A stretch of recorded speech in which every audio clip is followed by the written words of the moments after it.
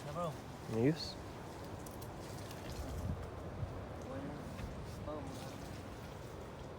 May lagyan. Ano ba yan? Anong dahon yan? Tanglad. Tanglad yan? Tanglad yan bro.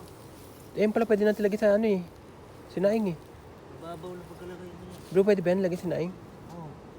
Ayan pala eh. Nano ng ano, mga manok oh. Pag magsaing tayo bro, lagay mo. Nano ng manok. Ayan mga Ano ba yung mga gulay?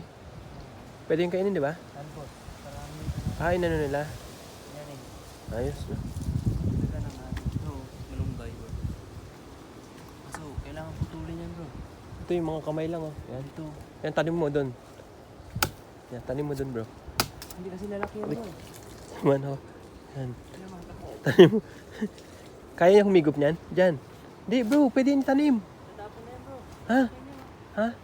Di bro, tanim mo dyan, tutubo yan bro. Tusok mo lang. Oo nga. Oo, tumutubo yan bro. Tingnan mo, tumutubo yan kasi ganyan yan na tinanim namin, tumubo eh.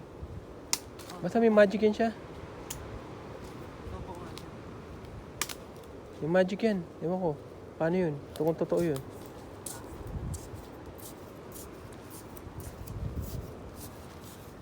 Ewan ko, basta tumutubo yan pag tinanim mo ganon.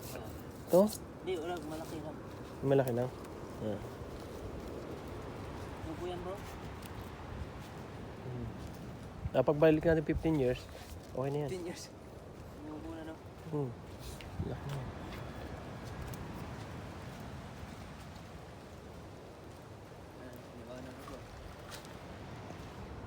Ito, tingnan mo, tumubo na. Nabiyak-biyak pa. Dapat to, tanggalin to. Isa lang dapat dito.